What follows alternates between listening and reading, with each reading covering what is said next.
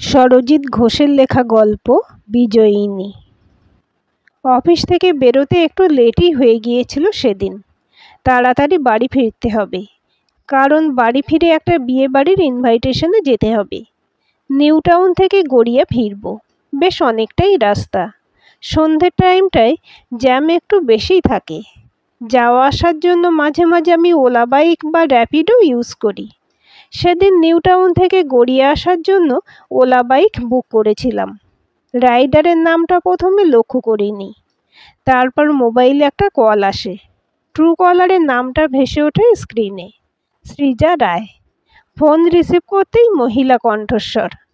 গাড়ির নম্বরটা যখন বললেন তখন একটু হকচকিয়ে গেছি। রাইডার নাকি মহিলা! এর আগেও ওলা বাইক বুক করেছি, আগে কখনো এমনটা হয়নি। কিছুক্ষণ পর যখন বাইকটা এসে আমার সামনে দাঁড়ালো, দেখি সত্যিই তাই। বাইকে ওঠার আগে একটু ইতস্তত করছিলাম। আমার ইতস্তত করা দেখে উনি মুখের উপর বলে দিলেন, অসুবিধা থাকলে বলতে পারেন, রাইড ক্যান্সেল করে দিচ্ছি, নো প্রবলেম।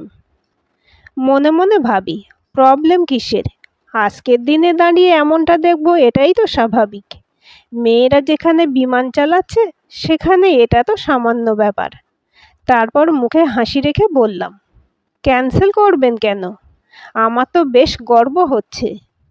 না, আপনি একটু ইতস্তত করছিলেন দেখে এটা আমার মনে হলো। যাই হোক, কিছু মনে করবেন না। না না, মনে করার কিছু নেই। আসলে আমাদের দৃষ্টিভঙ্গিটাই এখনো পরিণত মনস্ক হয়নি। আজকের মেয়েরা যে বীরাঙ্গনা, তারা সব পারে। তারপর বাইকে উঠে বসি। রাইডার মহিলা। একটু অস্বস্তি হচ্ছিলই, তাই উনি বললেন, স্যার, কোনো প্রবলেম হলে বলবেন। আসলে কখনো কোনো মহিলা রাইডারের সাথে সেই যে সেদিন কথা শুরু হলো, তারপর থেকে আর কথা বন্ধ হয়নি। পরিচয় পর্বটা বাইকে যেতে যেতেই সেরেছিলাম।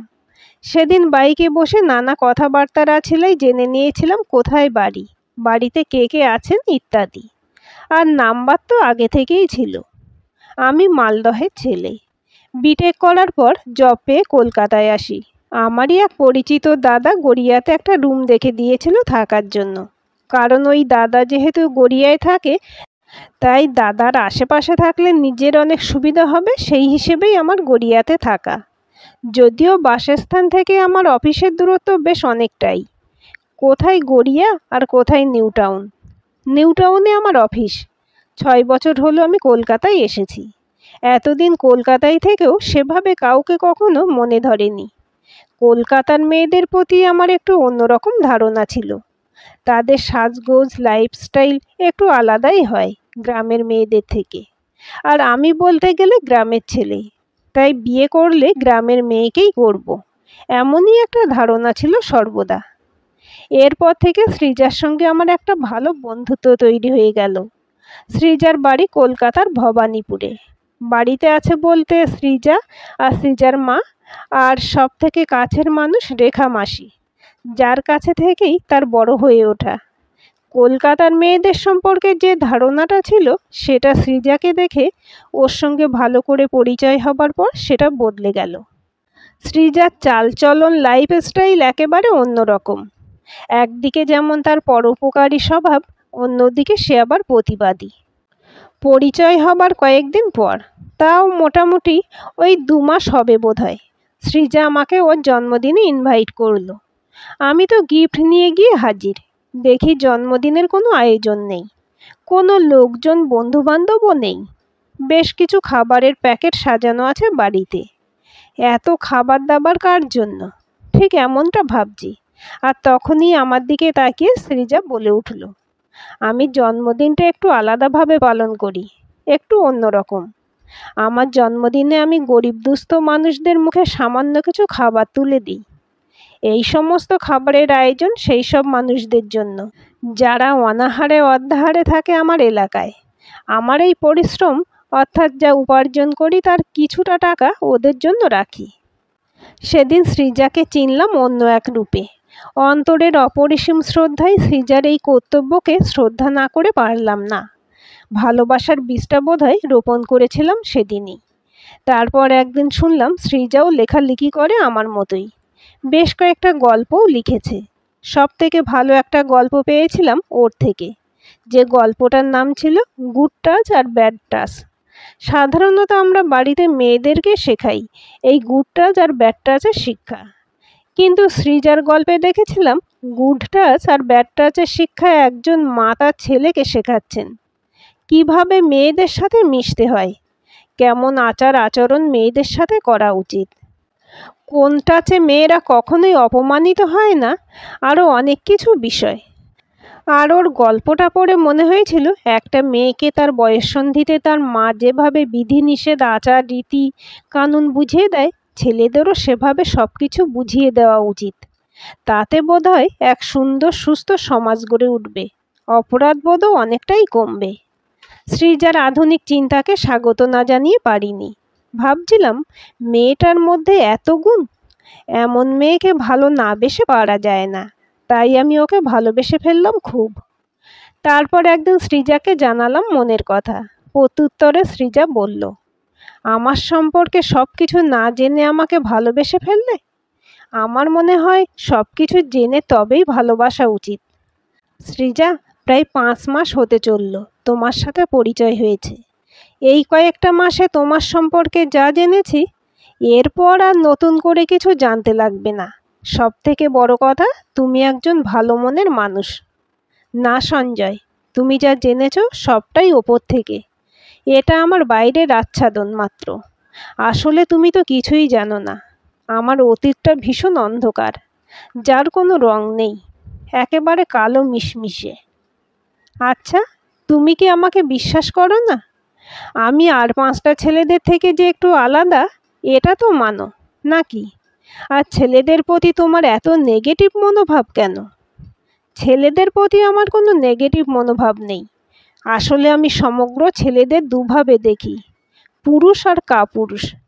পুরুষ জাতির প্রতি শ্রদ্ধা আমার সবসময়ই আছে, আর থাকবেও।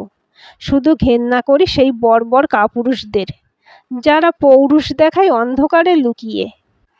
তারা পুরুষের মতো দেখতে এক প্রকার ভয়ঙ্কর দৈত্য, যাদের আমি কাপুরুষ বলি।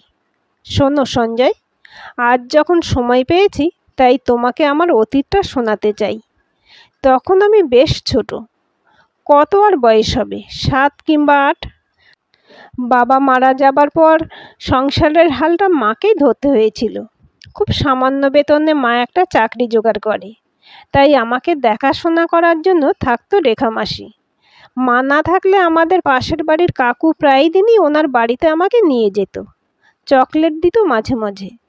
যেহেতু বাবা নেই, তাই অনেকটা ভালোবাসা কাকুর থেকে পেতে মন চাইতো। একদিন কাকিমা ছিল না, সেই সুযোগে কাকু ওনার বাড়িতে ডেকে নিয়ে গিয়ে আমাকে আদর করেছিলেন। বুঝেছিলাম ওটা আদর নয়। তারপর থেকে কাকু ডাকলেও আর যেতাম না। রেখা মাসিকে বলতে রেখা মাসি বলেছিল, এসব কথা কাউকে বলিস না, তুই মেয়ে। তারপর থেকে কথাটা কাউকে কখনো বলিনি। এরপর আস্তে আস্তে বড় হলাম। আসলে মেয়েদের বড় হওয়াটাই বোধহয় তার সব থেকে বড় অপরাধ। তখন আমি ক্লাস 10, একজন স্যারের বাড়িতে টিউশন পড়তে যেতাম। সেদিন বৃষ্টি হচ্ছিল। বৃষ্টির আগেই আমি পৌঁছে গিয়েছিলাম স্যারের বাড়ি, তাই তখনও পর্যন্ত কেউ এসে পৌঁছায়নি। সেই সুযোগে স্যারও আমাকে একবার জড়িয়ে ধরে বলেছিল, তোকে আমি খুব ভালোবাসি। পড়ার শেষে আমাকে ডেকে বলেছিল, এসব কথা কাউকে বলিস না যেন, সামনে তোর মাধ্যমিক পরীক্ষা।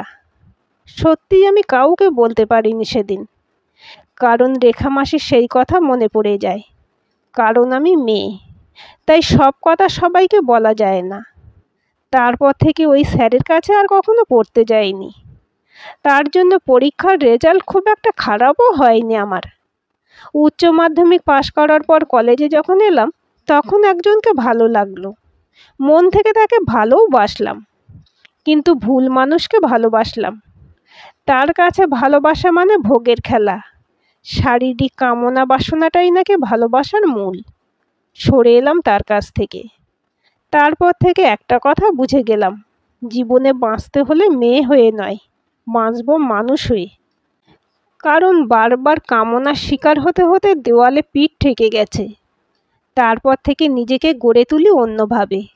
জীবনটা অনেক বড়, তাই বাঁচতে হলে নিজেকে লড়াই করে বাঁচতে হবে। সময়ের সাথে তাল মিলিয়ে না চললে চলা যাবে না। লেখাপড়ার সঙ্গে সঙ্গে ক্যারাটে শিখতে শুরু করি। এক সময় আমি হয়ে উঠলাম ক্যারাটে চ্যাম্পিয়ন। এরপর বাইক এমনকি 4 হুইলারও চালাতে শিখলাম।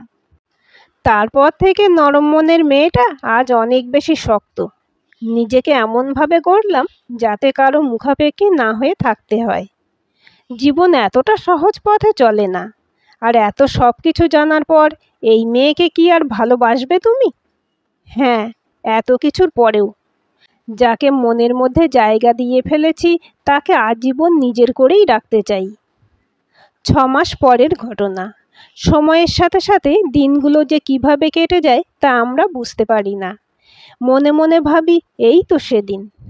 আরে কি এত ভাবছিস? নিশ্চয়ই সৃজার কথা। মালদহ থেকে কলকাতা কম রাস্তা নাকি? তুই এখন মালদাতে? হ্যাঁ হ্যাঁ, ভাবতে ভাবতে তুই কলকাতায় পৌঁছে যাবি। গাড়িতে বসে থাকা আমারই এক বন্ধু পাশ থেকে বলে উঠল। কলকাতায় যেতে যেতে সেদিনে সেই কথাগুলো আমার মনে পড়ছিল। কত রং বেরঙের স্মৃতি। সত্যি, জীবন কত ঘটনাবহুল। তাই তো জীবনের এত বৈচিত্র্য। মনের কথাগুলো বলতে বলতে সৃজা সেদিন কেঁদে ফেলেছিল আর বলেছিল এমন একজন তার জীবনে আসুক যে ভরসা যোগাবে তাকে চলার পথে। তার সেই সঙ্গে দরকার বিশ্বাসের 2টো হাত। কারণ জীবনের সংগ্রামটা 2 হাতে নয়, 4 হাতের শক্তিতে লড়বে। আমি জানি পৃথিবীর অন্তহীন গুণের আধার নারী। নারী অদম্য শক্তির অকৃত্রিম পথিকৃৎ। সৃজার চোখে দেখেছিলাম সেই বিদ্রোহের স্ফুরণ। সে হয়ে উঠতে পারে বিজয়িনী, কারণ সৃজা কখনো হারতে শেখেনি। আমি সে আশ্বাস সেদিন সৃজাকে দিয়েছিলাম, কারণ আমি সৃজাকে সত্যিই ভালোবাসি। সবাই আমরা এত কথা বলে যাচ্ছি আর তুই কবি কবি ভাব নিয়ে। ও, খুব টেনশন হচ্ছে বুঝি? হঠাৎ করে কথাটা বলে উঠল আমার আর এক বন্ধু অতনু। না রে, টেনশন করব কেন? আচ্ছা বেশ বেশ, বুঝলাম। তাহলে তো সৃজার কথা ভাবছিস নিশ্চয়ই। আরে ধুর, তোরাও না। একটু চুপচাপ বসে আছি মানে কি সৃজার কথা ভাবছি? থাক, আর নাটক করে লাভ নেই। তোর মোবাইলে রিং হচ্ছে, ফোনটা ধর। দেখি কে ফোন করেছে। নিশ্চয়ই সৃজা। বলে মোবাইলটা অতনু হাতে নিতেই ওপাশ থেকে ভেসে এলো। আমি সৃজার মা বলছি। এখনো কত দূর? হ্যাঁ মাসিমা, আমরা প্রায় চলেই এসেছি। আর আধ ঘন্টা খানেকের মধ্যেই কলকাতায় ঢুকে যাব। কথা বলে মোবাইলটা আমার হাতে ধরিয়ে দিল অতনু। সৃজার মোবাইল থেকেই কল করে জানতে চাইছিল আমরা কত দূর আছি। যতই হোক, বাড়িতে অত বড় একটা অনুষ্ঠান, নিজে হাতে সব কিছু সামলাচ্ছেন। সন্ধ্যা 7টায় বিয়ের লগ্ন, তার আগে পৌঁছাতেই হবে। আজ সৃজার বিয়ে। এক অপরূপ সাজে সৃজা সেজেছে, অপেক্ষা করছে তার প্রাণনাথের জন্য। বরবেশে টোপর মাথায় দিয়ে চলেছে সেই প্রেমিক পুরুষ সুদূর মালদহ থেকে। পাত্র সঞ্জয় বোস, আমি নিজেই। আজকের গল্পটি কেমন লাগলো কমেন্ট করে জানাবেন। ভালো লাগলে লাইক, হাইপ, শেয়ার করবেন। আর চ্যানেলটি সাবস্ক্রাইব করে বেল আইকনটি ক্লিক করে রাখতে ভুলবেন না।